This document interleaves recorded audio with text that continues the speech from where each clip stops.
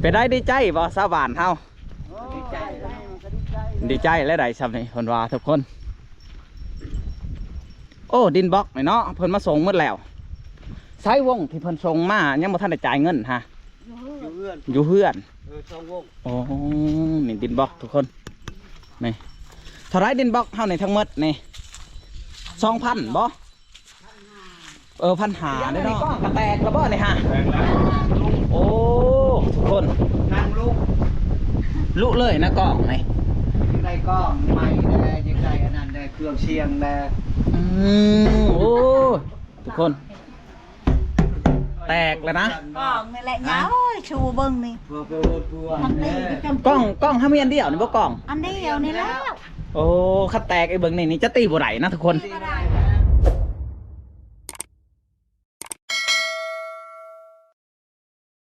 เอาสบายดีทุกคนสบายดียามเสาร์นะตอนนี้บ่าวสัญญามาที่บ้านสนามไส้หรือว่าวัดบ้านสนามไส้แล้วนะทุกคนเข้ามาหอดอันโมบานแล้วก็คือมาในมือนี้ทุกคนเฮาสิมาเบิ่งกุฏิบ้านเฮานะว่าไปหอดคันได้แล้วทางชาวบ้านเพิ่นก็ว่าบ่าวสัญญามาอัปเดตให้แม่เพิ่นเบิ่งแน่ว่าตอนนี้หันกุฏิหันสีมุ่งแล้วนะเพิ่นว่าเพิ่นสิใช้ข่าวแล้วทุกคนไปรอลุ้นน้ำกันเลยว่ากุฏิไปหอดคันได้ไปโอเคอันนี้จะเป็นปูนนะทุกคนจะเป็นปูนและก็อันนี้จะเป็นอันวงกบอันนั้นก็วงนะแต่ว่าเขาเจ้ายังบ่ทันได้เฮ็ดเถื่อทุกคนเขาเจ้ายังบ่ทันได้เฮ็ดเถื่อแต่ว่าดินบล็อกนี่เขาเจ้าเอามาแล้วเอาไปเทียบหอยแล้วนะทุกคนโอ้ตั้งไว้ซองขางเลยทุกคนก่อนอื่นเฮาสิเข้าไปหาทางเฒ่าแก่เพิ่นก่อนนะไม่ยังอันนี้ฮะชิญัวสิญัวโอ้สิญัวอันโตสันหันแม่นบ่ชิญัวพางกันดิโดยสิญัวพางนำทุกคนอันนี้ไม่ช่างไม่ข่าวโอ้ข่าวยังบ่ทันได้สำเร็จเถื่อยังหากระเป๋าหมู่ชื่นนี่บ้านนี่บ่ทางชาวบ้านยังไปเอาอยู่ทุกคนเฮาคิดว่าเพิ่นใส่ข่าวแล้วยังนะโอ้ใหม่งามเนาะใหม่เนาะเป็นใหม่กุ้งนะทุกคนคิดว่าพ่ออยู่บ่สำเนีพ่อ1 2 3 4 5ทั้งครูบ้าเพิ่นว่าพ่อทั้งผอเพิ่นก็ว่าพ่อนะทุกคนแต่ว่าทั้งนั้นทำตั้งแล้วนะทุกคนตั้งเศร้าเป็นที่เยียบหอยเลยนะ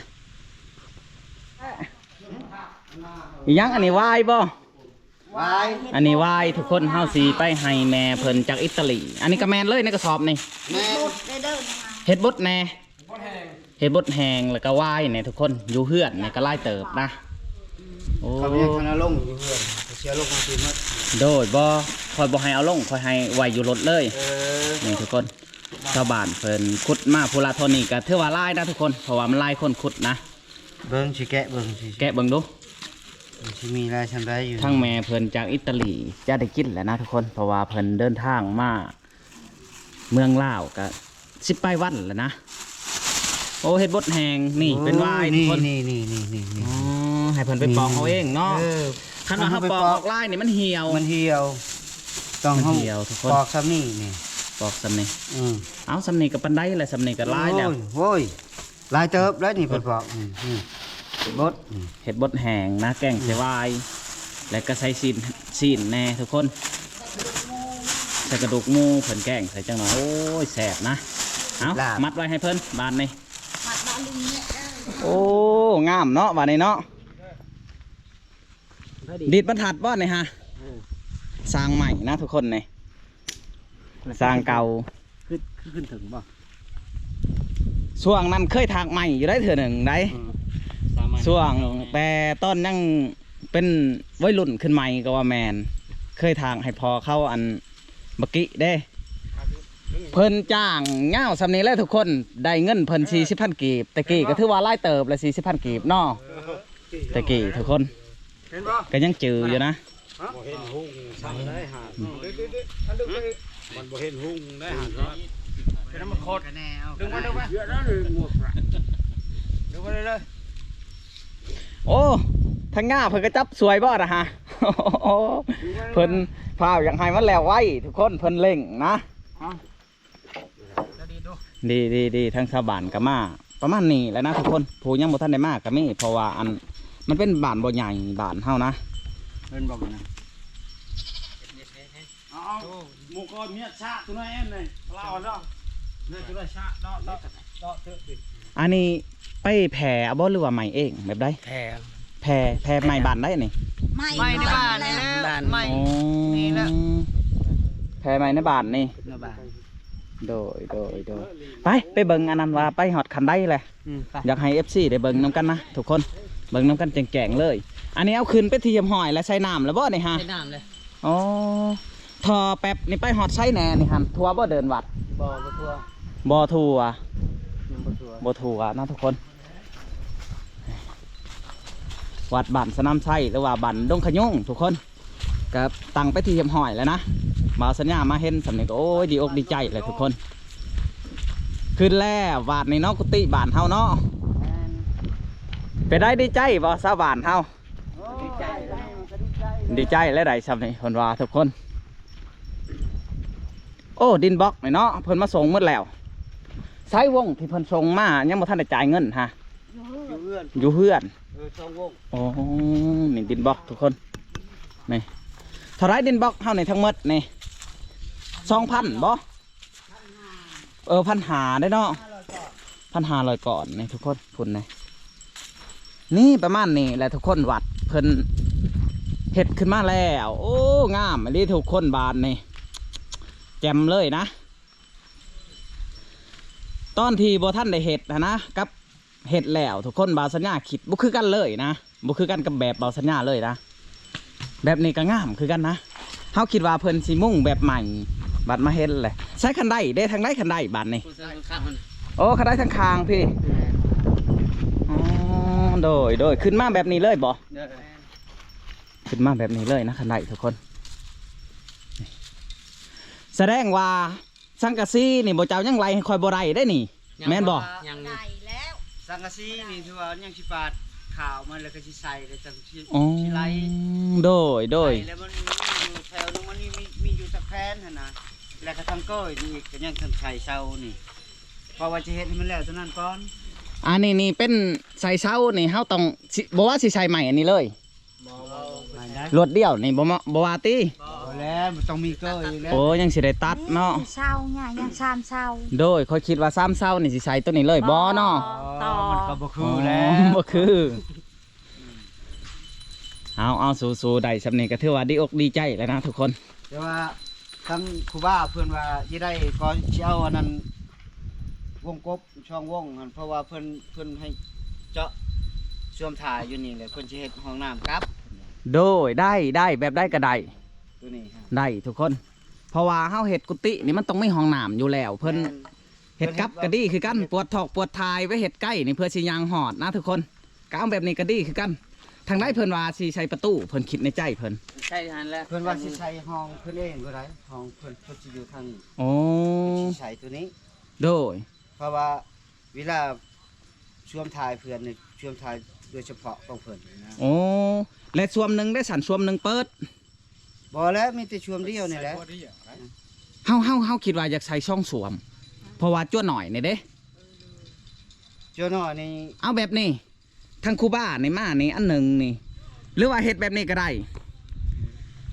ก็คือเห็ดเป็นแถวหล่นห้องน้ำนี่มุ่งมาเป็นแถวนี่ได้เป็นแถวแบบนั้นเด้ห้องคูบ้าต่างหากห้องจ้วหน่อยต่างหากเพราะว่าจ้วหน่อยอยู่นี่ สิไปถ่ายทางใดหั่นน่ะ คันว่านั่นมันก็สิ วงกบก็จะพาใช่ บ่พอบ่พอ ได้จะว่าบ่พ่อเขาให้สั่งซองได้มันมีซองห้อง เห็นบ่คันว่านั่นก็ได้อยู่แต่ว่าสิคันเอาทางนี้นั่นห้องครูบ้า โดยห้องคู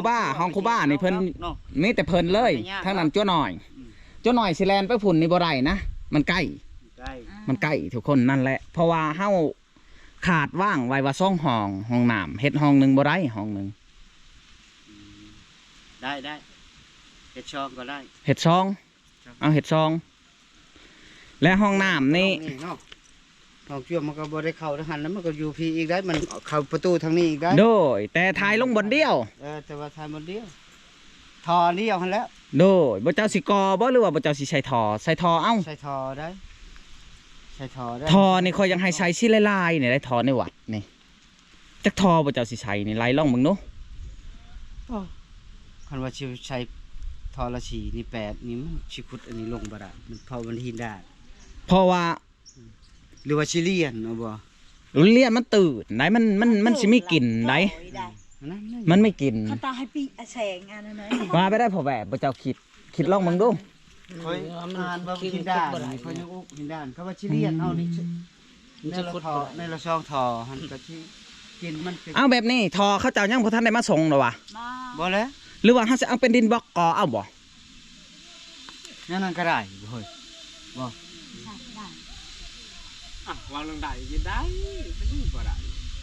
แต่ว่าเฮาหันในใจเฮาอยากให้ใส่ทอ ทองอะไรดีเงี้ย ทอพากันขุดได้บ่เอาหินอันนั้นเอาเหล็กอันนั้นขุดเอา ได้วางลงขุด โอ้ยได้แล้วก็เอาขุดไปเลย ด้บ่เฮ้ย ได้ ได้ เล็กอันนั้นเด้ ก็ยังบ่ได้ก็ทอละชามอันนั้นฮูละชาม อันนี้ฮะบ่เจ้าได้และซ่องทออันนี้ฮะซ่องทอบ่เจ้าขุดลงอีกซ่องทอ คุณลงยังทอนึงเข้ามันชามนี่อยู่วัดอยู่หันกระชาม บ่เอาสิ หกทอ สิเอาหกบ่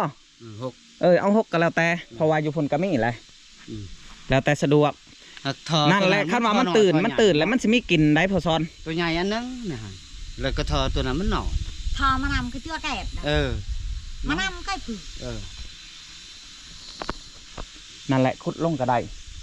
แต่ว่าตัวนี้หันยังบ่ทันอันนั้นนะเพราะว่าด้วยเหตุผูกหางมันเงียบซื่อ โดย ๆเพราะว่าใน ตัว การ ไหน ตัวนี้ ก็ มัน คื ยัง อ บ่แลก ตัวนี้ ก็คือทางเฮานี่ ตัวนี้หันยิกเฮ็ด ให้เร่งตัวนี้นี่ ตัวนี้ ให้เร่งตัวนี้หลังจากแล้วตัวนี้แหละจังหวะกันใหม่เรื่องอื่น ตัวนี้เว้ากันไหม เรื่องอื่น แต่ก็ยังมีแผนอยู่บ้านเนื้อนี่ก็ยังมีแผนอยู่มีแผนสำหรับบ่คอยกับเอื่อยบ่คอยเว้ากันแล้ว เพราะว่ามีแนวอยากเฮ็ดให้บ้านเนื้ออยู่เล็กๆน้อย เออฉลาด ๆก็คือ มีแต่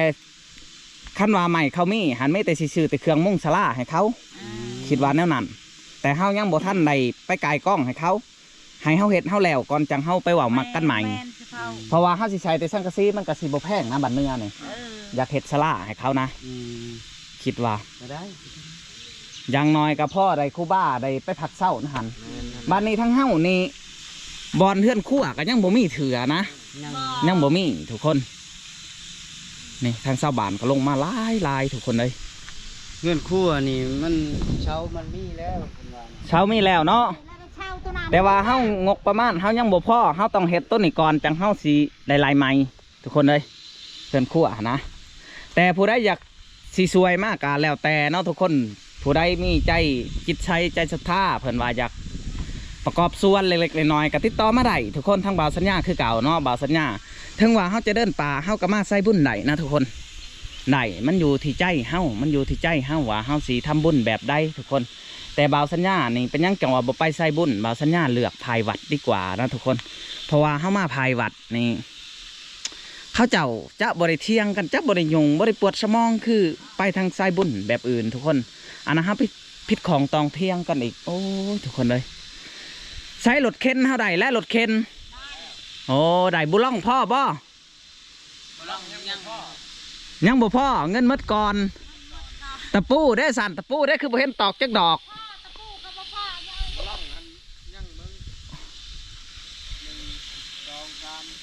สามเสาเพราะว่าแต่ก่อนเข้าไหลใส่พวกเสาแล้วบัดนี้ครั อ๋อ ไปใส่ต่อหัวมันเนี่ยต่อดวดต่อเสาดวด มาขึ้นมาเบิ่งเนาะพลใส่เสาตัวใดเสาตัวใดยัง นี่ยังเสาตัวนี้ โอ้ตะปูนี่ไปซื้อมาใหม่เด้อเจ้าซื้อเอาจาก2-3 แก๊สโหลดซื้อเอาตะปูยังแน่เว้ากันกับเขาเจ้าหั่นแหละ ก่อนมาลังสิบพ่อนี่ บุล่องกับบ่พอนะทุกคน เขาบันไดลายตอนเขาไปซื้อเขาบันไดลายตัวนี้เด้บันไดลายเสาดวดบัดนี้เขาลายเสาพวกนั้นแล้วบัดนี้มันมาต่อเสาแล้วเขาต่อบันไดแล้วเขาเอาอัน บุล่องนี่อันหนึ่งเท่าไร20,000บ่หรือว่า25 มาเด้อบริเบิงอยู่ใน บ่ได้เบิ่งกะยามีบินอยู่ติ นี่ มีบินแล้วกะยา เพราะว่าเขาไหลรวมเลยในบินนะ เท่าไรเจ้าไรอันนี้หัน6อันนั้น8บ่หรือเก่า ไหน อันนี้หันแล้วทางเหงานี่8บ่9 เก้า 9คูณ8หรือ9คูณ6 มันกว่าแล้ว ทางนี้จักเม็ดแหละทางนี้ อันนี้ใน4 เมตรป้าย โอ้4 เม็ดป้ายเนาะก็มีแต่ทางชาวบ้านนี่คิดว่าจังได๋คิดว่าอยากมุ่งก่อนบ่หรือว่าเขาเจ้าว่าจังได๋ เขาจะว่าสิกอผ้าก่อน โอ้ไปทำกันหลายๆคนลองเบิ่งไป เป็นได้บ่เจ้าคิดว่าอยากมุ่งก่อนบ่หรือว่าอยากก่อก่อน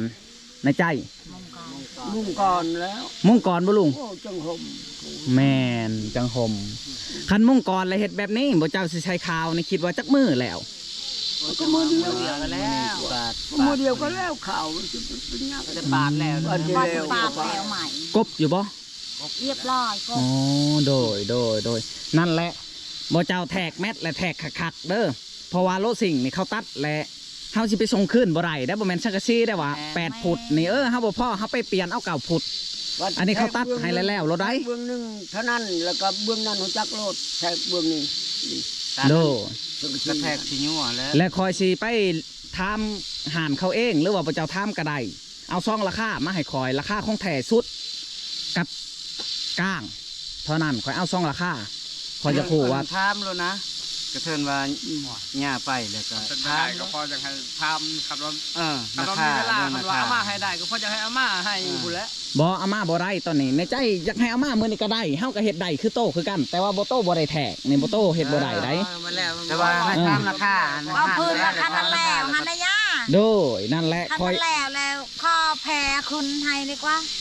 แถวขึ้นไปได้ เอาคุณข้าลงสิงหันข้าว่ามาให้ได้ฮัน บ่ได้มันเป็นแบบ4ได้โลสิ่งนี่เฮาไล่ราคาและคอยสิจ้างเข้ามาส่งเลยได้ขอบ่ได้ให้บ่เจ้าไปเอาได้ ถูกแล้ว แต่นั่นเนี่ย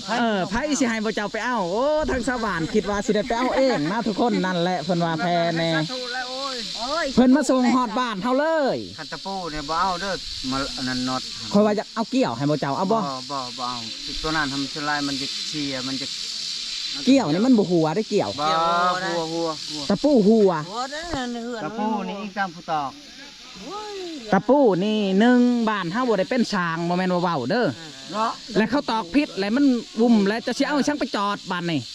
อันนี้เกี่ยวนี่เฮาหั่นลงเลย มันมีส่วงผอม มันมีช่วงพร้อมอีกบ่หัว เครื่องประกอบเขา มีเรื่องช่วงอะมี แต่แล้วแต่นะแล้วแต่ทั้งชาวบ้านเจ้าคิดว่าตะปูกับเกี่ยวตัวได้ดี แต่สำหรับบ่าวสัญญานะทุกคน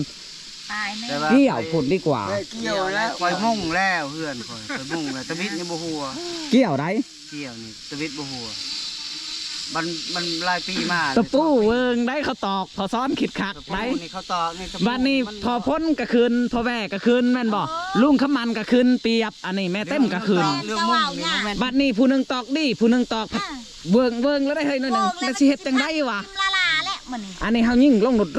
มันซื่อเลยได้ เอาเกี่ยวแหละเอาเกี่ยวแหละ คอย เกี่ยวเอา เออ คอยจะเคยใส่หันก็ เกี่ยวลาย แม่น เพื่อนนี่มันก็หัวเลยเด้ ทวนเลย โอ้ย อีกตามผู้นั้นมุ่ง แม่เรื่องจะมุ่ง มาบ้านนี้เฮาสิถามเรื่องความจริงบ้านนี้ก็บ่แม่นว่าความจริงนะทุกคนก็คือ อยากถามทั้งพ่อซ้อนนี่และก็แม่เต็มพ่อแบ่ลุงพ่อขมันที่อยู่นํกันย่าเพิ่นจ่ายเงินไปน้ำเฮาเท่าไรแล้ว 2 ล้าน 2 ล้านแล้ว เงินเพื่อนเอง เงินเพื่อนเองนะย่า น้ำหมอกน้ำมันชื่ออยู่ชื่อกิน บ่เจ้าจดไว้อยู่บ่ ฮะ จดไว้อยู่บ่ จดแล้วเงินเพื่อนเอง เฮ็ด โอ้เงินเพิ่นเอง เงินเพื่อน ชื่อเป็ด โอ้ซื้อเป็ดให้ชาวบ้านกินแน่ เพื่อนก็บ่ได้ว่าดอกว่าเพื่อนจะได้คืนครับแต่ว่าตามตัวนี้ว่าเงินนั้นเพื่อน2 ล้านได้ที่เว้ากับบางสัญญาว่าได้ คันแทนกับเพื่อนหมู่ในวัดคือเก่าและเพื่อนชื่อละชื่อนี่ แทนกับสันว่ามีช่วยกัน โดย กินเงินเก่าเท่าต้น นั่นแหละเฮาก็ยังให้หูน้ำกันในนี่เนาะทุกคนเพราะว่าเงินครูบ้าเพิ่นทั้งบ้านเฮาก็ด้นๆเฮ็ดบุญเทื่อนึงหันนะทุกคนเฮาสิไปเอาเงินเพิ่นมาอันลงทุนนี่ก็มันแทบจะเป็นไปบ่ได้หันนะทุกคน น้ำใจเพื่อนนะเงิน ใจ ว่า เจ้าละเท่า แต่ว่าเพิ่นอันนั้นก็ ไปไปต่อ สาธุทุกคน นั่นแหละ ใจเพื่อนเพื่อน คือทั้งเอื่อยเฮานี่เพิ่นคิดว่าเพิ่นช่างนี่เพิ่นจะบ่อยากให้มีไผมาลำบากนำเฮาอยากให้สะดวกสบายในจิตใจของเพิ่นเลยหันนะคันมีบ่อนอื่นมาสมทบก็สาธุเพิ่นว่า คันว่าในบ้านเฮานี่บ่อยากให้ไผออกเงินข้างอยู่หนนะบ่อยากให้ติดหนี้ติดซีนกัน อยากให้มันสะดวกสบายเลยเอาก่อนอื่นทุกคนเฮาก็สิได้มอบเงินให้เพิ่นก่อนนะเอาทุกคนบัดนี้เฮาสิได้มอบเงินให้ทั้งชาวบ้านก่อนนะก็คือทั้งเงินแม่บ้านวงชาจาก USA ทุกคนก็คือเฮามาในมื้อนี้เฮาว่าสิมาเบิ่งอัน สิยั่วข่าวหรือว่ายังให้เพิ่นแท็กแมทให้ทุกคนเพื่อสิไปสั่งโลสิงนะแต่ว่ายังบ่ได้เถือเพิ่นว่าขาดว่าบื้ออื่นจะแล้วนะทุกคนแต่ว่าก่อนอื่นเฮาสิมอบเงินให้เพิ่นก่อนก็คือเงินทั้งแม่เพิ่นฝากมาใน4 ล้านนี่ให้พระเจ้าเฮ็ด FC เด้อ4 ล้านนี่จะเป็นแบบนี้ทุกคนเฮาสิให้ทั้ง20 บาทนี่เอาไว้ซื้อตะปูนี่2 ล้านแล้วเอาไว้ซื้อกินนี่2 ล้านแต่ว่าเงินทั้งหน้าเพิ่นนี่ออกนี่เฮาก็จะได้บอกแม่เพิ่นใหม่นะทุกคนคันว่าเฮาสิให้ทั้งหน้าเพิ่นนี่เงินเพิ่นนี่ก็2 ล้านแล้วนะทุกคนและทั้ง20 บาทนี่จะสิบ่ได้กินหยังนะเฮาก็สิได้บอกทั้งแม่เพิ่นใหม่และทั้งเอื้อยเพิ่นใหม่นะทุกคนบัดนี้เงินทั้งหมดนี่ก็4 ล้านนะ4 ล้านนี่2 ล้านนี่เฮาสิบอกทั้ง20 บาทเพิ่นรถเข็นเฮาก็ได้แล้วเนาะ ได้ แต่ว่าบุล่องนี่ยังบ่ครบเทื่อยังประมาณจังอันบุล่องยัง8โอ้ไผสิจับบัดนี้ทั้งเจ้าอันนี้2 ล้านนี่ให้ไปซื้อบุล่องตะปูแล้วก็บ่ให้ซื้อของกินได้2 ล้านนี่ซื้อบุล่องตะปูลีนบ่น้ำมันบ่แบบสี่หั่นนะ ชื่อตัวนี้ ซื้อนี่แล้วก็จดไว้มันหมดเท่าใดแล้วก็จดไว้เด้อ เงินออกเงิน จนกว่าเงินหมดจดจนกว่าเงินหมด เออ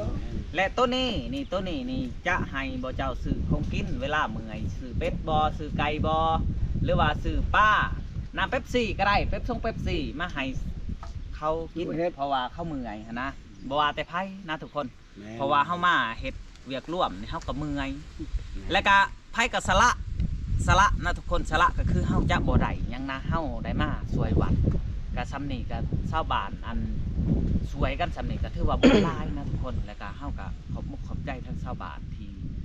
อันซุ่มลุ่มกันหรือว่าหักแพงกันที่เป็นกลุ่มเป็นหน่วยก็ว่าแม่นนะทุกคน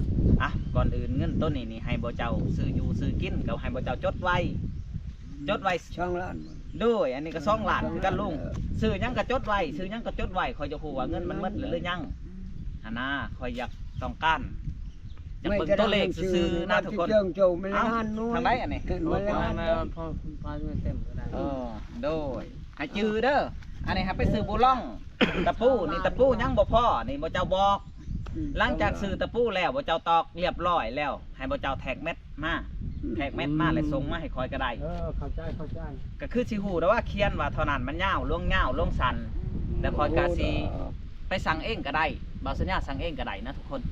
และเฮาสิให้เพิ่นมาส่งให้อยากได้มือได้ก็ได้แม่นบ่ แม่น แม่